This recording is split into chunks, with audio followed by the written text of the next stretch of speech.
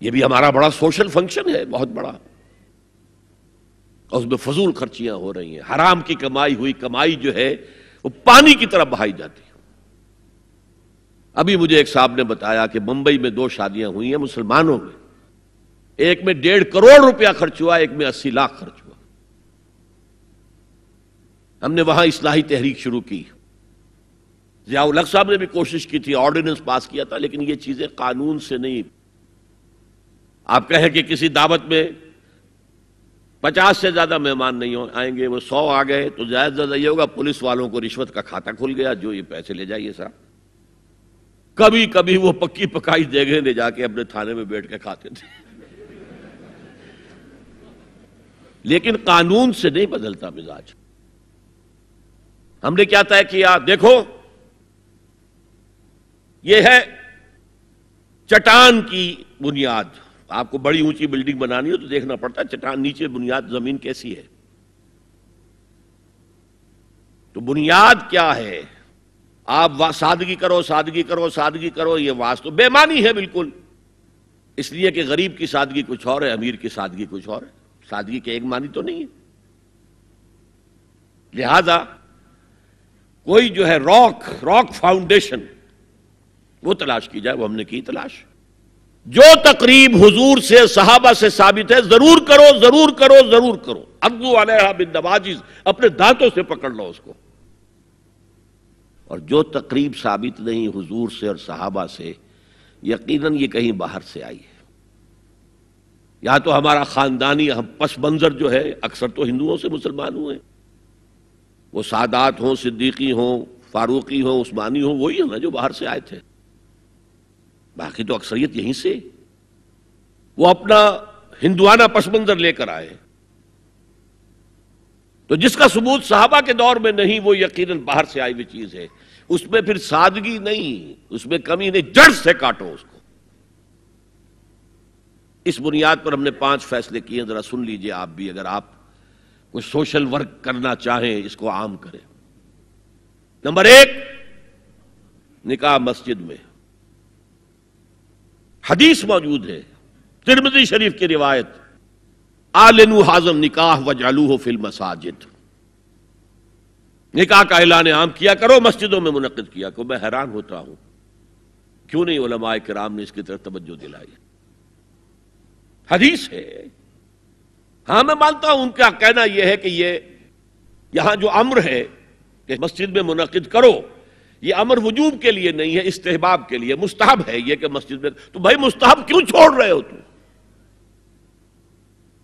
وہ اس لیے چھوڑنا پڑتا ہے، مولوی بیچارے کی حیثیت ہے ہی نہیں معاشرے میں کہ وہ کہے جناب یہاں آئیے میرے پاس، میں نہیں آؤں گا آپ کے گھر نکاح پڑھانے کے لیے۔ وہ اپنا رجسٹر بغل میں دبائے بیٹھا سوکھتا رہتا ہے۔ وہ تو آنی تھی بارات عصر کے وقت، مغرب بھی جا رہی ہے، آئی نہیں، وہ بیٹھا غریب۔ پہلے 20-30 روپے ملتے تھے، اب 200 300 400 ملتے ہیں، اور کیا ہے۔ میں نے انہیں یاد دلایا، دیکھو شرم کرو، عیسائیوں نے آج تک اپنے چرچ کی اور اپنے پادری کی عزت یہ رکھی ہے کہ شہزادے اور شہزادی کی شادی ہوگی وہ بھی پادری چرچ میں آئیں گے۔ شہزادے کی شادی ہو رہی ہے تو جو ان کی پارلیمنٹ کے ساتھ ہے چرچ، وہاں شادی ہوگی، وہاں پردہ نہیں ہے، لڑکا لڑکی دونوں آمنے سامنے کھڑے ہو کر قول و قرار کریں گے۔ ہمارے ہاں پردہ ہے تو اس لیے لڑکی کے گھر بھی جائیں گے تو لڑکی تو محفل میں نہیں آئے گی، لڑکی کا ایک وکیل ہوگا، وہ وکیل اجازت لے کر آئے گا، 2 اس کے گواہ ہوں گے، اس کے سامنے اجازت لی گئی، پھر وہ نکاح خواہ کو اجازت دیں گے، وہ نکاح پڑھا دیں گے۔ پہلی بات یہ ہو گئی کہ نکاح مسجد میں۔ نمبر 2، نکاح کے موقع پر کوئی دعوت طعام نہیں، کوئی ثابت نہیں۔ دعوت طعام صرف ایک ہے، وہ ولیمہ ہے، اور اس قدر معقول بات ہے،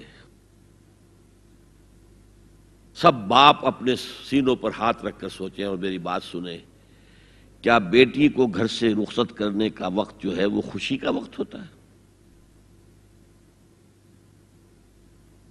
جب بیٹی گھر سے جا رہی ہو، کوئی جانور بھی آپ قربانی کے لیے، کوئی مینڈھا کو بکرا لے آئیں 8-10 دن پہلے اور بچے مانوس ہو جائیں تو وہ جب آپ ذبح کرتے ہیں تو پچھاڑے کھاتے ہیں کہ نہیں بچے؟ اور یہ لخت جگر ہے، نور چشم ہے، 18 20 22 برس گھر میں رہی ہے، وہ جا رہی ہے.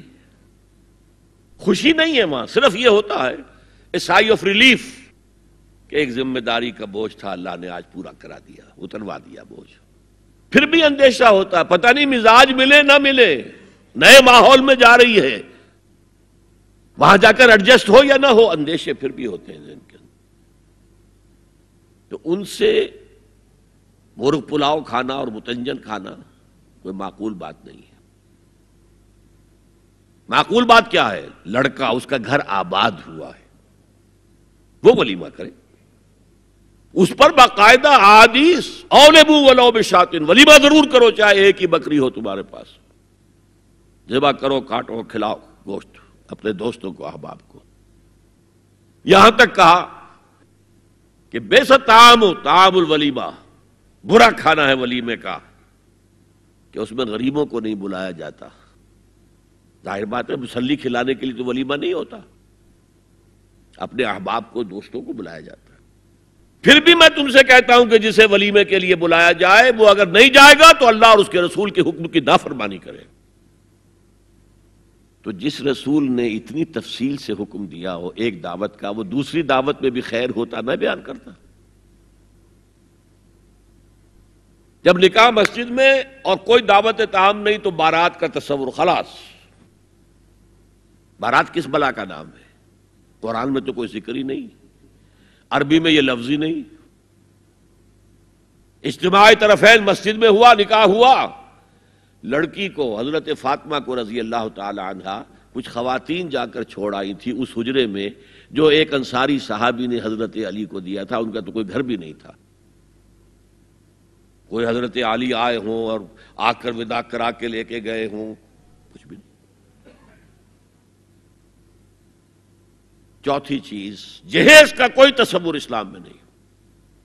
خالص ہندوانہ رسم، خالص ہندوانہ رسم، خالص ہندوانہ رسم. ہندوؤں میں کیوں ہے؟ وہ اس لیے ہے، معقول بات ہے کہ لڑکی کا وراثت میں کوئی حصہ ہے ہی نہیں. وہ تو جب گھر سے نکل رہی ہے کچھ دے دلا کے رخصت کر دو، دان دہیج، یہ خیرات ہے. لڑکی کا حق کوئی نہیں ہے گھر پر. اسلام میں تو لڑکی وارث ہے. والد فوت ہوں گے، وراثت تقسیم ہوگی. والدہ فوت ہوں گی، کوئی ان کی ہے ملکیت، وہ تقسیم ہوگی. شادی کے موقع پر کوئی جہیز اسلام میں نہیں، قطعاً نہیں. غلطی سے حضرت فاطمہ کے جہیز کو جہیز کہہ دیا گیا. وہ جہیز کیا تھا؟ ایک پیسہ بھی حضور کے اپنی جیب سے نہیں تھا. اس شادی میں خاص بات کیا تھی کہ دولہا کے ولی بھی حضور ہی ہے. اور کون ہے؟ علی کا کون تھا مدینے میں؟ اور دلہن کے والد بھی حضور ہیں. اب حضور پوچھتے ہیں حضرت علی سے، تمہارے پاس مہر دینے کے لیے کچھ ہے؟ عرض کیا میرے پاس تو کچھ نہیں. وہ فقراء صحابہ میں سے تھے. فرمایا مہر تو دینا ہے. تمہارے پاس ایک زرہ ہوتی تھی؟ جی ہاں زرہ تو ہے. انہوں نے یہ سمجھا زرہ تو جہاد کے لیے ہے، کوئی وہ دولت تو نہیں ہے. فرمایا جاؤ اسے بیچو یا گروی رکھ کے قرض لے کر آؤ. وہ گئے، حضرت عثمان نے خرید لی اور کچھ دنوں کے بعد واپس کر دی ہدیتاً. یہ زرہ میں ہدیہ آپ کو کر رہا ہوں. اس وقت اگر کہتے چھوڑو علی، کہاں تو لو میں پیسے دے دیتا ہوں تمہیں، تو ان کی طبیعت پر بار ہوتا. اس پیسے سے حضور نے کچھ پیسے گھر بھیجے اندر، دلہن کو ذرا تیار کر دو. اور کچھ پیسوں سے وہ ایک گدا جس میں کھجور کی کھال بھری ہوئی تھی، اور 2 تکیے جس میں کھجور کی کھال بھری ہوئی تھی، ایک مشکیزہ، کنویں سے پانی تو لانا ہی ہے نا، ایک چکی، جو ہو یا گیہوں ہو پیسنا تو ہے نا، کوئی 1-2 برتن اور. اللہ اللہ خیر صلی اللہ. یہ تھا جسے جہیز کہتے ہیں، جس میں ایک پیسہ بھی حضور کا شامل نہیں ہے. وہ حضرت فاطمہ کا مہر تھا جسے بنایا گیا. ورنہ مدینے ہی میں دوسری آپ کی صاحبزادی کا نکاح حضرت عثمان سے بھی ہوا. کہیں ذکر ہے جہیز کا؟ حضرت عثمان کا گھر بھرا ہوا، ہر چیزیں موجود، وہاں تو کسی جہیز کا تذکرہ نہیں. بہرحال یہ شادی کو آسان کرو زنا کو مشکل بناؤ.